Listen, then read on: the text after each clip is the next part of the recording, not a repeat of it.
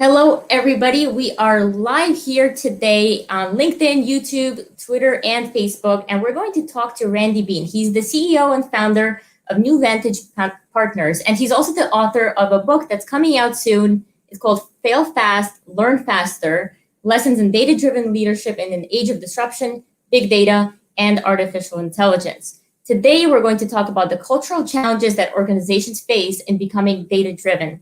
Before I bring Randy up on the virtual stage, I do have a question for the audience. So as you're joining, first, let us know, as always, where you're tuning in from, because I'm actually joining you from a brand new location today from Florida. Have not live streamed from anywhere but I think New York at this point. So this is new for me. But anyways, let's get to the question. So as you're joining the session, let us know, what do you think presents a bigger challenge for organizations in becoming data-driven? Do you think that it is culture or technology, right? So type in culture or technology. And for culture, think about issues of people, processes, or organizational alignment, things of that matter. So I'll repeat the question one more time for those who are joining. What do you think presents a bigger challenge for organizations that are trying to become data-driven? Is it culture or technology? So at this point, I'm going to go ahead and bring Randy Bean up on our virtual stage. Hello, Randy. Hi, Kate. How are you today? Excellent. Welcome to the Datacated Show. It's a pleasure. Awesome. Well, for those who are not familiar with you, Randy, why don't you let people know a little bit about yourself, and then we'll check on what people are saying regarding our question. Okay, well, thank you, and glad to be here, and hello to everyone out there. I began my career in banking several decades ago. When I first started in banking, I was responsible for, not to bore you with the details, but deposit accounting history systems. And they had this large repository of customer data. And I asked, what do you do with this data? And they say, well, the regulators make us hold on to it for 7 years and then we destroy it. And immediately it struck me, what a lost opportunity. And for the ensuing decades, I've really focused on how organizations could leverage their data assets to become data-driven and to gain competitive advantage.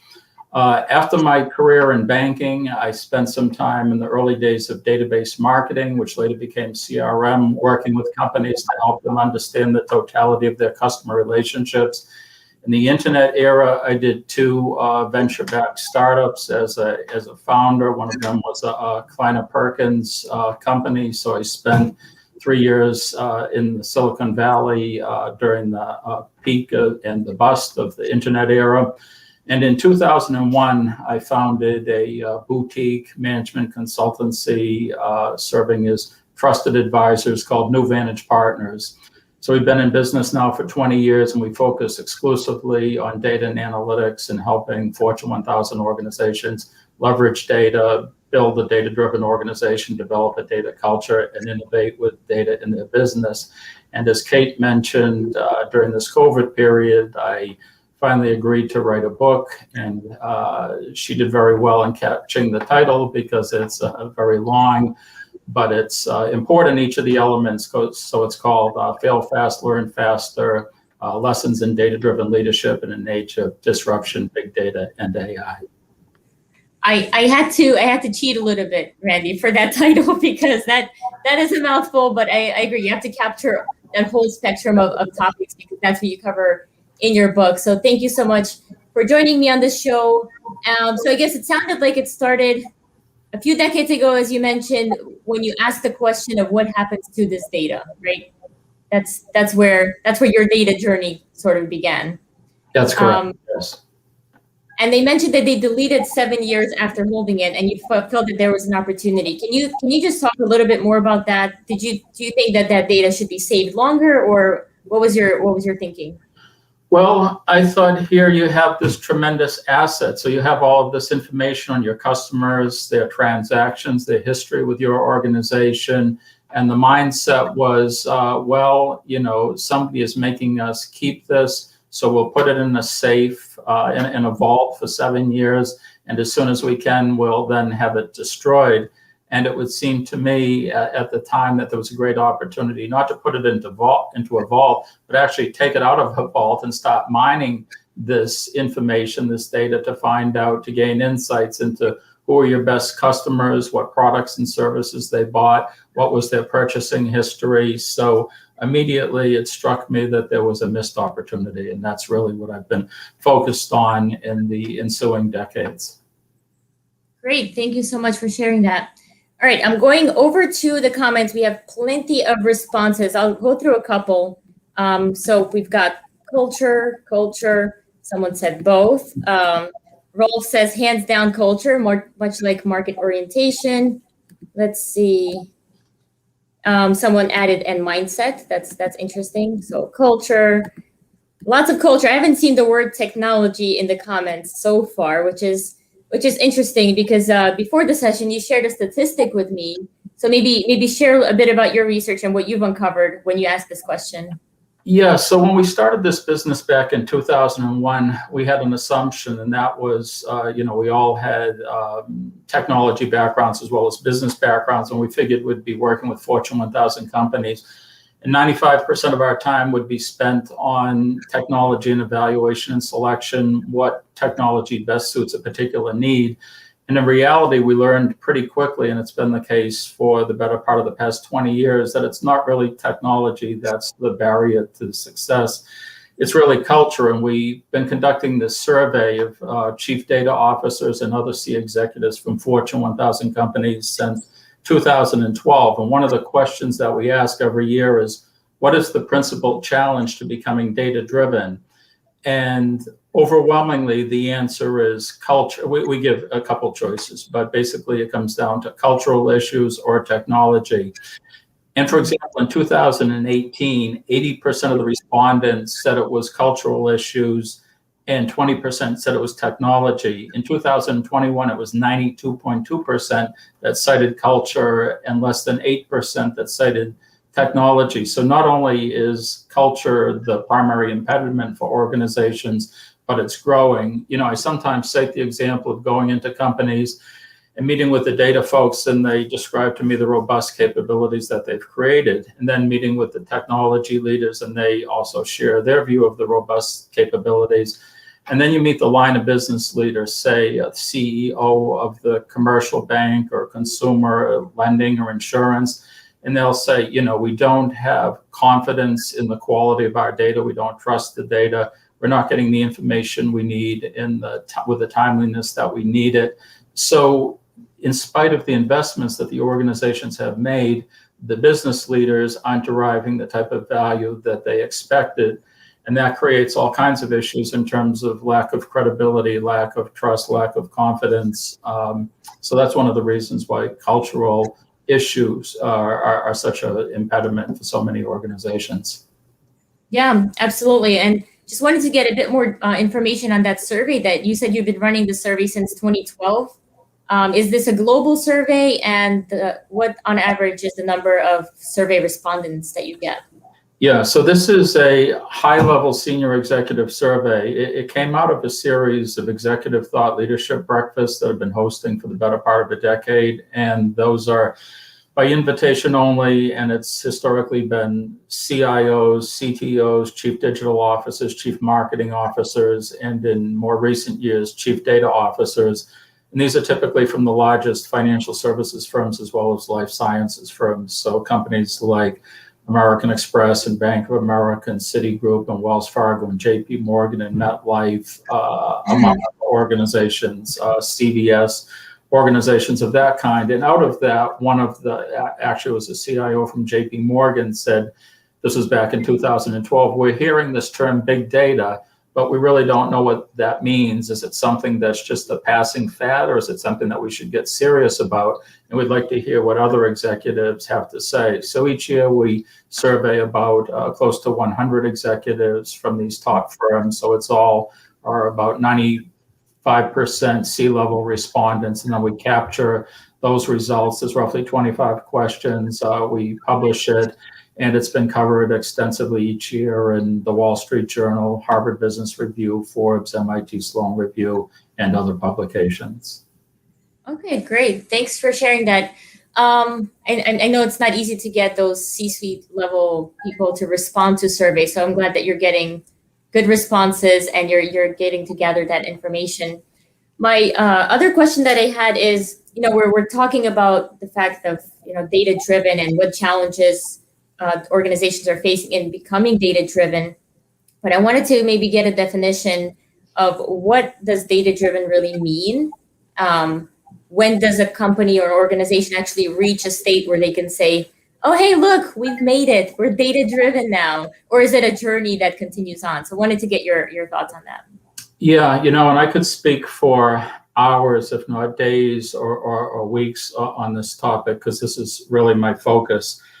One of the things that prompted me to write the book, so this is a long answer to a short question, is that I was reflecting over the past decade, and I went back and I looked at some of the first articles from 2010 to 2012 that talked about big data and how that was going to change everything.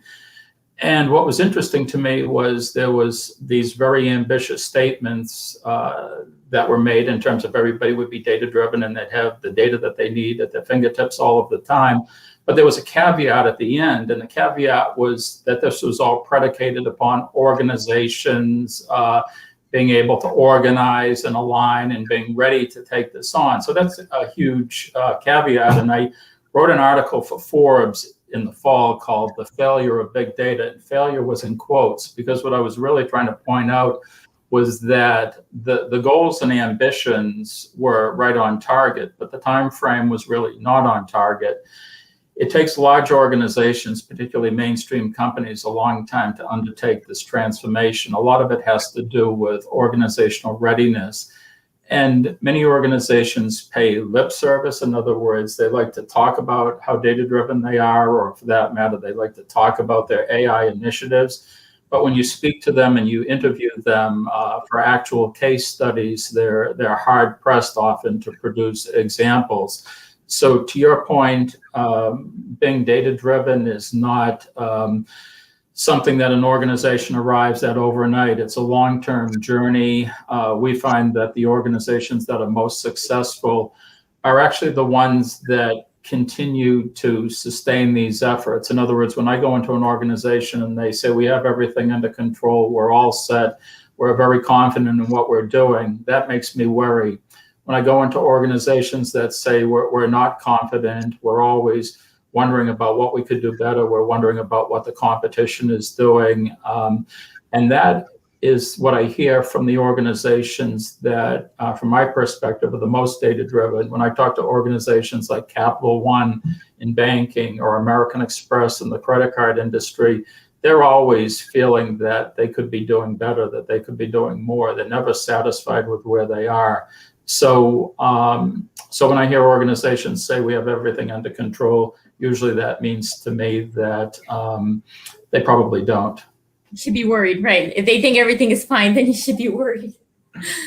That's interesting. So just going back to the survey quickly, you mentioned that at first, I guess, culture was rated as 80% or 82%, and now is at 90% a year or two later, actually maybe 3 years later. And my question was, do you think it's because technology is getting better and is no longer posing as many challenges? Or do you think people are just kind of getting worse in terms of accepting this data culture?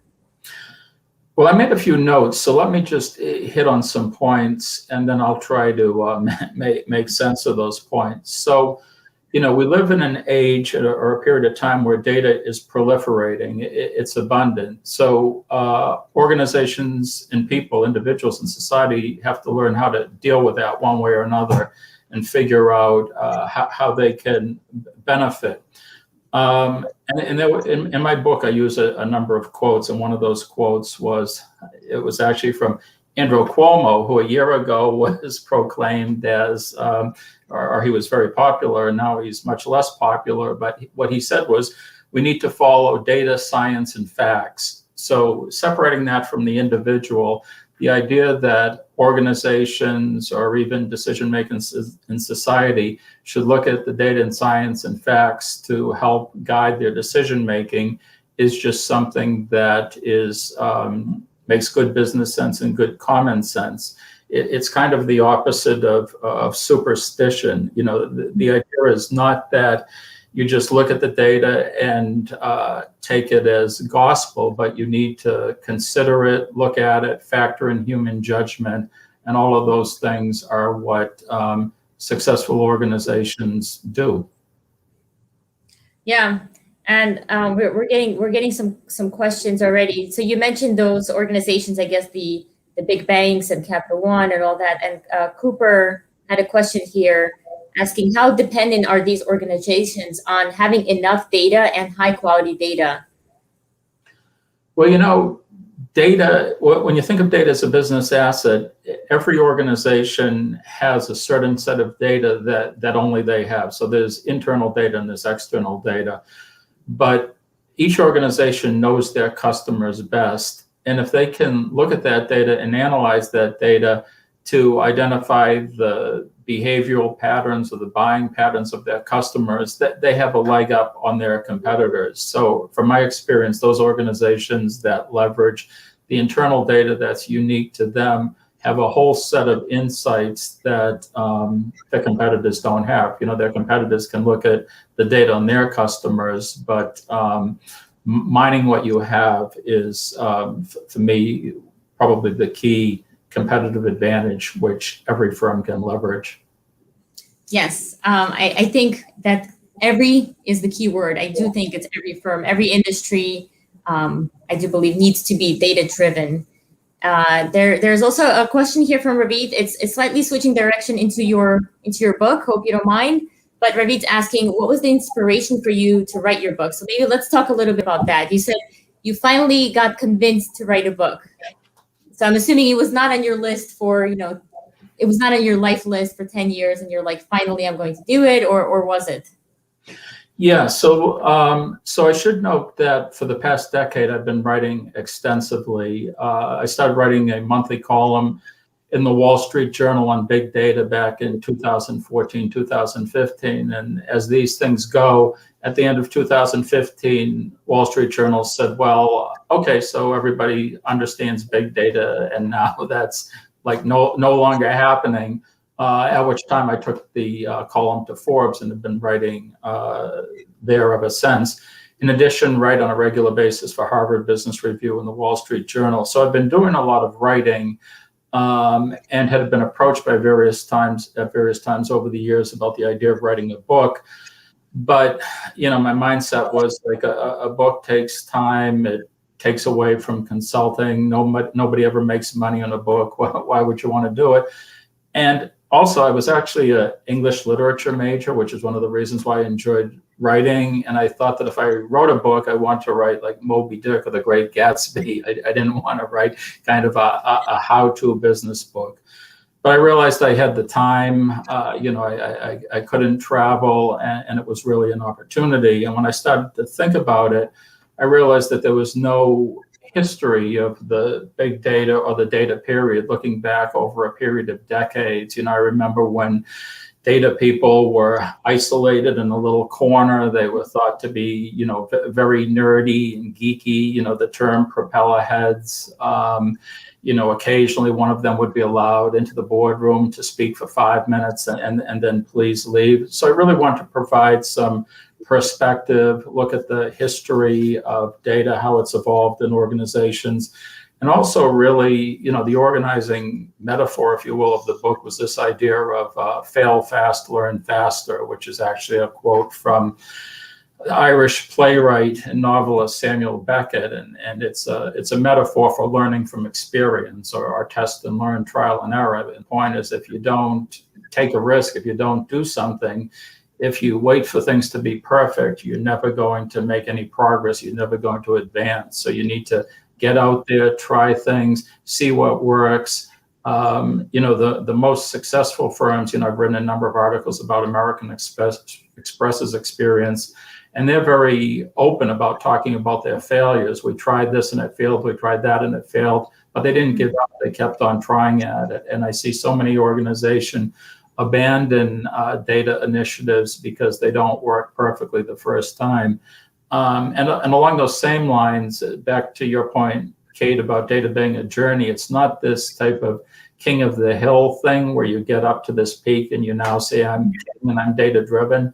because there's always going to be somebody that's aiming to be the next king of the hill. So it's an ongoing process. You have to continually reinvent yourself, find new ways to do things, and always seek to be better each and every day. Yeah, and I guess you've already answered Ravit's question, but he seems to really like your title, the Fail Fast, Learn Faster. I love that story. So thanks for sharing. I didn't know that was a quote, so now I know. And I wanted to ask, let's stick with the book for a minute. Who is the book written for, right? Who would be the ideal target audience to actually read the book? Yeah, well, it's actually pretty ambitious. Everybody? Yeah, so I don't know if it will fulfill those ambitions, but I was trying to write for multiple audiences. I was actually trying to write a crossover book because I know many people from different walks of life. So on the one hand, I was trying to write for Fortune 1000 CEOs and board members who are saying, I don't really want to understand the details. What does this matter for me? How does this make our company better? Explain it in simple terms. How does this make us more profitable or grow our customer base or compete more successfully? So in all of my articles, I always tell the story. I try to write at a third grade level, which I describe that as the CEO level. And I don't say that in a negative fashion. I just mean people need things simplified. They need to know what the impact is to them. I tell the story sometimes. A former colleague of mine, we went and met with CEO of a major insurance company, and my colleague had a PhD from a top university. I won't say where because it might give away who he was, but he described this this data approach for about an hour, and it was brilliant. I understood about 10%, but I could just the rationality provided behind it was brilliant. And in the last 2 minutes of the meeting, the CEO, who had never said anything, and I'd never said anything, he taps me on the arm and he said, "So this sounds amazing. What does this mean?" And I said, "It means you can do it faster and you can do it cheaper." He goes, "Now I get it. So this is of great value." So one of the audiences were these executives that really needed it distilled, but at the same time, I realized that I had to speak to practitioners, analysts, data scientists, data management folks. And so I put in a lot of examples, and many of those are based upon case studies that I've written over the years in companies that I've interviewed. So I've tried to provide a lot of meat and substance. And then I also wrote for general readers because I meet people all the time that ask me what I do, and I work at explaining it in ways that they understand. Sometimes I use the metaphor Moneyball for business because people have read the book or seen the movie, so they understand that. And so what I tried to do was also write for general readers to make it relevant for many different people, and so people would understand what's all the fuss been about data over the past decade and longer. And I would say that during the COVID epidemic, it really raised the awareness of data because it became important in terms of people were trying to understand like who's going to get it and what are the probabilities and what is the data that we need to pull together to accelerate vaccines. So it really raised the profile of data with the general public. Great. So to summarize, it's executives, then there's enough substance for data scientists, data analysts, and also simple enough that the general public can consume as well, right? Yeah, it's a little bit like a mirror because I went out to seek, what they call advanced praise or blurbs, and so sent sections of the book to 20 different people, including like, it depends what generation you're in. So for people that are old, I sent it to like Geoffrey Moore, who wrote Crossing the Chasm. People said, "Oh, Geoffrey Moore," and he provided his input. And for other people that are old, I sent it to Martha Rogers and Don Peppers, who wrote One-to-One Marketing. And then for people that are young, I sent it to people that have, I sent it to Cindy Howson, who does the Chief Data Officer podcast. So in answer to your question, different people have a different lens on the book, and that's one of the things that it has interested me. So some people focus really on the detailed case studies, and other focus more on the history and the evolution. And sometimes they're surprised that, people have been working at this for 20, 30, or 40 years even. Okay, well, that's good. And if Cindy liked the book, then I definitely have to pick up a copy. I love Cindy, so this is great. Raymond says he has to read your book. So there have been a couple of questions in terms of where can people get the book. Now, I know it's currently available for pre-order, right? Is that just on Amazon, or where can people actually go to get the book? Yeah, you can. So you can go on Amazon under the book title, and it actually has all of the pre-release reviews. So all of the people that I mentioned. So you can read Cindy Housen's review there, which I think she said, like, all CEOs, board members, CDOs, and anybody interested in data and analytics should buy this book. So on Amazon, it's there for pre-order with the reviews, and also there's discounted bulk sales available through Porchlight Books. There's actually a website that's set up, failfastlearnfaster.org, which has a lot of information and reviews on the book, if you're interested. Yep, I've just put it in the chat as well. So I put it across the multiple streams on Facebook, YouTube. So failfastlearnfaster.org. So Ravit thought the book was already out. Ravit, it's close. Randy can't wait. We all can't wait. When is it releasing, Randy? It's August 31st. I will tell my book story because it's good to know for at least people that have never written a book before. So the publisher, Wiley and Company, they contacted me in October, asked me if I wanted to write a book, and I said absolutely not. I thought about it. I called them back in November, and I said, oh, okay, I'll do the book. And we agreed on what the topic of the book would be. And so they said, do you think you can get us a half manuscript in February and a complete manuscript in May? And I said, I'm sure I can. And I started thinking about the book for a few weeks, and then I really conceived of it and how I was going to write it and break it down into the 10 chapters which it contains. And I started writing around Thanksgiving, and on January 4th, I sent them the entire manuscript, and they accepted it as is. So they moved up the release date 5 months in earlier than the original projected release date, but it is August 31st, and then went through the process of cover design and collecting the blurbs, and now into the pre-marketing phase. Great. Well, good news. Matthew has already purchased the book. Well, he's ordered the book. Looks forward to learning more. Thank you, Matthew. I'm excited for you. I know, Randy, it must be a great feeling when your manuscript is just accepted as is. I'm assuming it's all those years of writing for Wall Street Journal and all the other great publications that you've written for, where you were able to just throw together a book and have it accepted as is. That's really awesome. Yeah, I mean, that's what they said. They said, there was a strong voice, and I try to take a provocative position throughout the book. One of the things I try to point out is that data is in many ways a threat to many, because it challenges our prevailing assumptions. It challenges prevailing ways of doing business. So, it can cause fear. And as much as there's proponents and whole professional industry based around data, not everybody is comforted by data. And those are the challenges that have to be overcome from the cultural perspective. Sometimes it's as much the messenger as opposed to the message. So sometimes, a pill's easier to swallow when it's sugar coated, or whatever the expression is.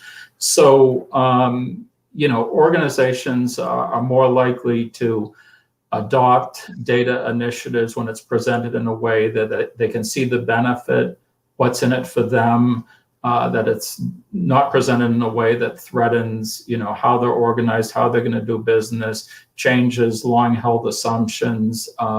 There's no silver bullet. Each organization has its own culture. So on the one hand, I'm saying organizations need to get started. They need to do things. They need to learn from experience. They need to learn through trial and error. At the same time, you can't come in like, hey, there's a new sheriff in town, we're going to be data driven, everybody get in line. You really have to work at getting people to buy in, and particularly having strong business sponsors. If you have strong business sponsorship, that's the most important thing, because then you can start to establish credibility, show quick wins, build momentum and trust, and then an organization is on a better footing. I will say that having, I think I mentioned that one of the first chief data officers with a major financial services Citigroup came out of our firm in 2009. So I've been very involved in helping organizations shape the chief data officer role. And we've worked with a number of organizations filling that role on an interim or acting basis for a period of time. But there's been a tremendous turnover in that role. I can point to a number of the top banks and financial services firms that are on their third, fourth, fifth, or even sixth or seventh iteration of people in that role. And often it's like whiplash. In other words, some organizations will bring in somebody to be a change agent, but the benefit is that they can bring outside perspectives, but sometimes they're not sensitive to the culture, so they break glass and step on the wrong toes, and then they lose organizational support. And then often the organization will turn to an insider, but the insider is afraid of ruffling anybody's feathers or is overly cautious. So, I'm finding organizations are kind of starting at the extremes and moving to the center and finding people that can bring the balance of change perspective, but without totally disrupting the culture. Yeah, you bring up a really good point of that external versus internal chief data officer, because they do bring very different perspectives. If you had to pick one, do you think that external push is more effective at maybe pushing towards a data-driven culture? Or do you think it's best to go with that internal perspective where the culture and kind of shift things in smaller steps? It's a really difficult call on that, but I would give I would err on the side of the external person, but I would urge the external person to not come in too strong, to really take the time to understand the culture. The biggest thing that I'm attuned to in this business is what I call the readiness of an organization to undertake things. And sometimes, there's this expression, watch what they do, not what they say. Because often organizations will say, oh, we're data driven, we're all about data and this and that, but they don't necessarily back it up with the actions to support that. And sometimes people will send me information. They'll see something in the media and they'll send it to me and they say, oh, you should go in and help this organization because they have a problem here that could be solved with data. And I have to laugh. And I said, well, that applies to every organization. It's not the fact that they have a problem. It's an organization that's ready to acknowledge that they have a problem and say, how can we work with parties and work internally with our own staff to try to make progress and do it one step at a time, and basically establish a process that takes us to a data-driven outcome over time. Yeah, I guess slowly over time, getting buy-in with maybe some small quick wins of moving towards being data-driven could probably take you there faster than someone coming in and saying, okay, everyone, pencils down, we're doing things in a different way now. Yeah, that doesn't go over well. No. There's a really good question here. So Randy, after 20 years of consultancy, are you still shocked how immature some of these large organizations are in the data space? I would say that nothing shocks me anymore. I expect it. Sometimes organizations will speak to me and they'll say, we're going to tell you what's happening in our organization. You won't believe how bad we are. And when they describe it, when it's all said and done, I say, let me give you some comforting advice. What you've just described is actually very normal. It's what most organizations are experiencing. And the fact that you're willing to talk about this means that you recognize it and you're willing to take the steps to move forward, as opposed to the organizations that deny it and say that everything's all set. I will say that there's a question in the survey, and I'm going to cite it, that we ask every year because it's very illustrative. We ask about whether organizations, so we ask this question: are you driving innovation with data? Are you competing on data and analytics? Are you managing data as a business asset? Have you forged a data culture? So let me read you some of the numbers. Driving innovation with data, 48%, that's not bad. Managing data as a business asset, 39%, not so good. Forged a data culture, 24%, not very good at all. Created a data-driven organization, 24%, not really good at all. But the most interesting thing is these numbers have actually gone down over the past 5 years. So you would have thought that these numbers would have gone up as, there's more and more chief data officers and there's more and more data professionals, more and more money invested in data. But in fact, these numbers have gone down. And, there's probably at least a couple of reasons that can be attributed to. One is, the ongoing proliferation of data. So, even as organizations progress, there's more different types of data to deal with and more processes to be set up. The other way of looking at it is maybe organizations are just becoming more realistic. And before they would have said, oh, we're data driven and we have a data culture, but they've learned that they really are not as far along as they might have hoped they were. And maybe that's a good sign that organizations are being more self-critical in that regard. Mm-hmm. Yeah, absolutely. And going back to that question about being shocked, I just wanted to share, when I started my consulting journey, probably about 10 years ago, I remember my first client was one of these really, really big banks, and we were there for regulatory compliance purposes. And the topic was data, and regulators basically wanted more insights, more granularity, and a look at data that the banks have access to post the financial crisis and all that stuff was going on, CCAR and everything. And I remember I was truly shocked because they're like, well, yeah, this system should be talking to this system, but the numbers don't add up. And we have 55 other systems. And I'm like, wait, I'm trusting you guys with my money. Like, this is, you don't really know what system is talking to what. I was pretty shocked. But I did want to ask, so I know you have experience in financial services. Are there specific industries or sectors that you've come across where you think that they're far more more advanced in terms of being data driven from a culture and or technology perspective? Yeah, and I would say before I answer that question is that I do go into a lot of companies and we'll sit with their senior management team and say, how many customers do you have, and get 10 different answers, and some of them are wildly different. So there's the old saying about you can use the data to represent just about any conclusion that you want to. So that's a separate topic. So financial services have been at this for decades. So and one of the reasons is because financial services customers are high value. It's not like selling cornflakes or Wheaties, where people pay whatever you pay for cereal these days, $4 a box. Customer relationships are worth hundreds of dollars or thousands of dollars or tens of thousands of dollars to an organization. So they need to do everything they can to keep and grow those customer relationships. It's very expensive to go and get new customer relationships. Financial services firms have also been highly regulated as well, which brings up a separate question of offensive activities versus defensive. Offensive meaning revenue generation and growth versus defense meaning keep the regulators and stay in compliance. But financial services has been working at this a long time. Some organizations, I've mentioned Capital One a few times, American Express, actually did a lot of work with Wells Fargo, which I think is a funny story that I'll mention briefly. And that was, being based so close to Silicon Valley and San Francisco, coming out of the internet era.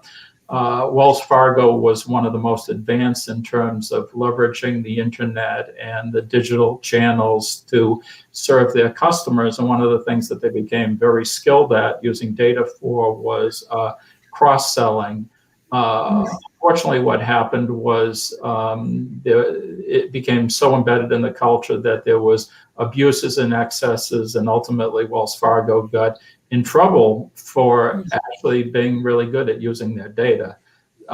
Except for it was abused because people wound up being sold products that they didn't really need. But so, one of the things I actually talk about in the book is I have a chapter on the evils of data.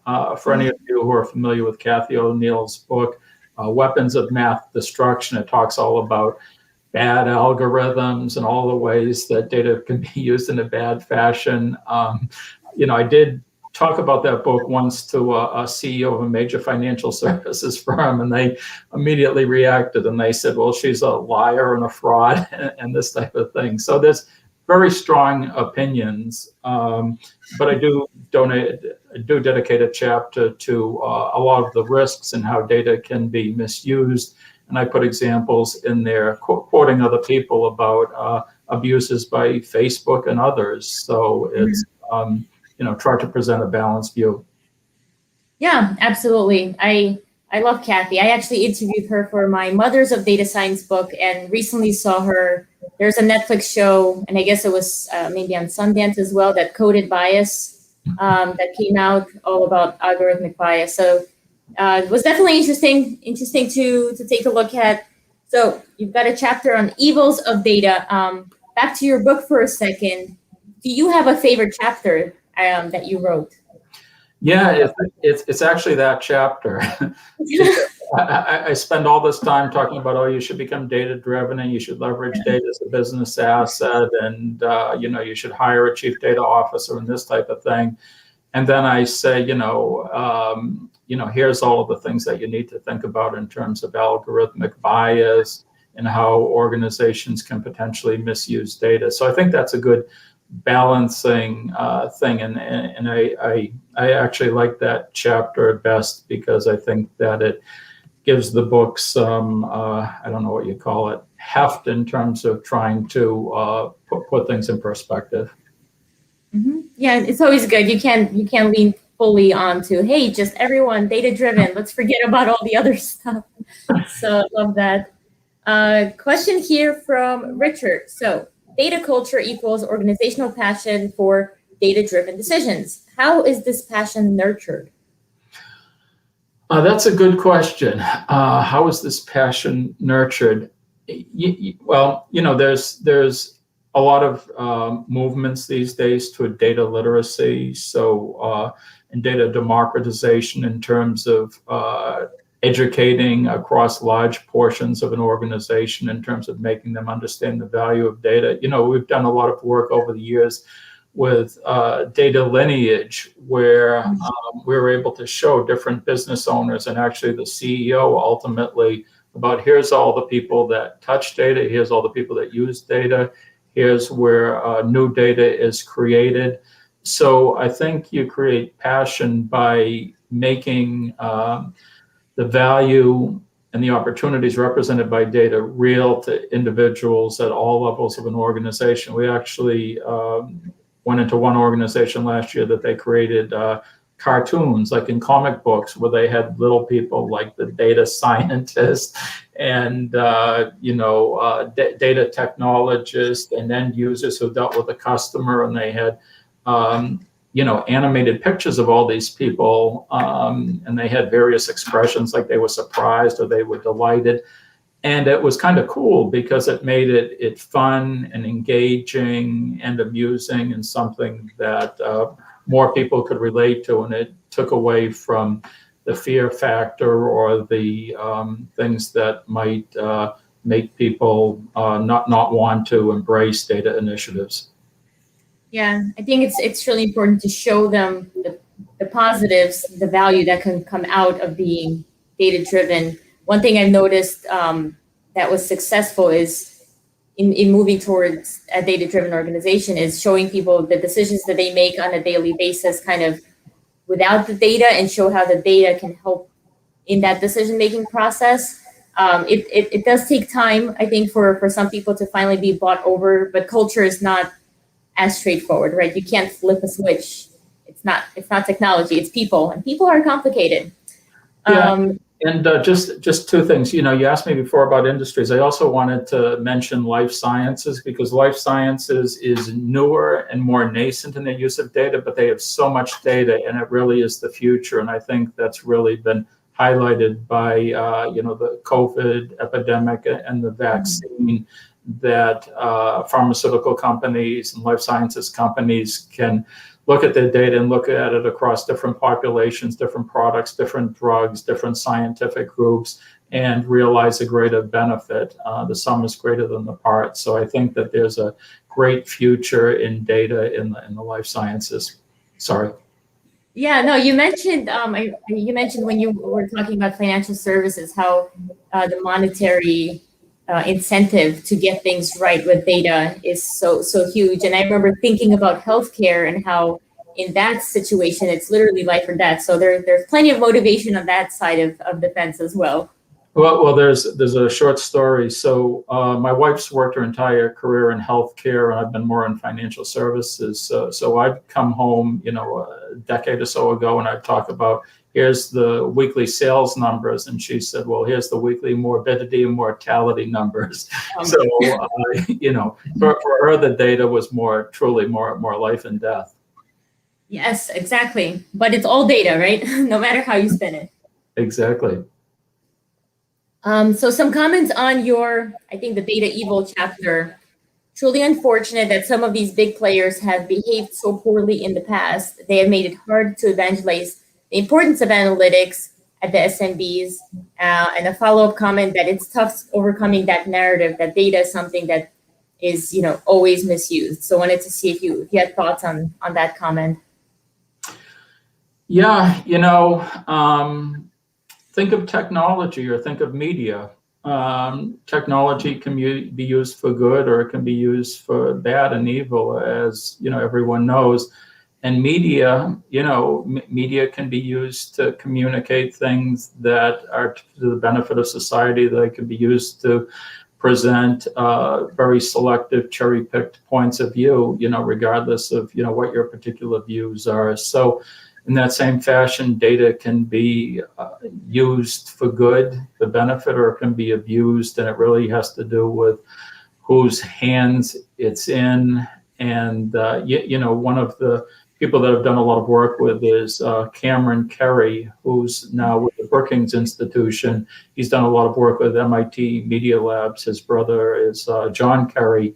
And his whole focus is on the ethical use of data, and he's worked hard to put in place a number of standards and public policies around ethical data use. So there are, many people focusing on these issues. I've been involved with a number of data for good initiatives, and for a few years even started up a foundation, Big Data for Social Justice. So there's many very positive uses that data can be put to. MasterCard has their, whatever it's called, the Data for Good exchange. There's a group called DataKind, which brings together data scientists to work on problems for public benefit. So there's a number of organizations that are focused exclusively on data for good initiatives. And by the way, at our executive breakfast a few years ago, I said, for the next breakfast, we're going to talk about data ethics. And I figured that would be the breakfast that was least attended. Instead, it was the one that was most attended, and people were most passionate and people were most engaged. So it's fascinating. People really want to do the right thing with data. And corporations, sometimes corporations get a bad name, but sometimes they also stand up for some of the things that are right in society. Yes, I've definitely heard of some of the organizations that you mentioned, like DataKind, and it does give you some hope for the future. I'm pretty optimistic as it is, but when I see people actually getting together, like I know Hackmakers were working with United Nations recently to get together and take care of some of their sustainable development goals. So really, really motivating to see some of that positive stuff coming out in the data community. Randy, we are about to wrap up, so I wanted to ask you a final question, and it's essentially for people who are listening. how can they become more data-driven in their organization, right? What are maybe a few pieces of advice that you want to give away in terms of how to overcome some of those cultural challenges, or any key takeaways on that topic? So I'm just going to list a bunch of things real quickly. And there's an article that I wrote in MIT Sloan Management Review on September 30th called, let's see, where is that article? Well, I had it here somewhere, but it's basically about overcoming the cultural challenges that organizations face. But, I just say so much depends upon an organization's receptivity to change, their readiness. Not all companies are ready. Personal benefit, what's in it for them? Unless people see a specific benefit for them, I'd reiterate the importance of quick wins, credibility and momentum, the importance of making the pill easy to swallow, enlisting business sponsorship, focusing on high value use cases that tie to specific business outcomes. Persisting in these efforts. It doesn't happen overnight. It's a journey. There's a quote that I have right at the very beginning of the book called "Perfect is the enemy of good." It's from the French writer Voltaire, but it's a good lesson because I see so many organizations that are trying to get things perfect in terms of the right environment, the right technology. It doesn't need to be perfect. Start and generate the best results you can and really get that human and people buy-in, and then I think things get better from there. Great. Well, Randy, I want to thank you so much, and everyone listening, definitely go pre-order the book. I'm pre-ordering the book. If anyone wants bulk orders, that just opened up yesterday or the day before, so you can get bulk orders. If you're listening from an organizational perspective, get this for your team. Definitely encourage you to follow Randy Bean on LinkedIn, on Twitter. Randy, where else do you post content? Are those two the main mediums for you? I think, let's see, you can always reach me personally at rbean@newvantage.com, on Twitter at Randy Bean MVP, on LinkedIn, and then at newvantage.com. That has all of the articles. I had to count the other day, there's roughly 150 articles that have published over the past decade, and many case studies. Wow, that's just a couple of books in there already that you've written. So I'm sure this book was just a piece of cake for you. Just put all your thoughts together. So, all right. Well, Randy, thank you again for your time, and everyone who tuned in, thank you so much for participating. We will see you all online. Thank you. It was a pleasure.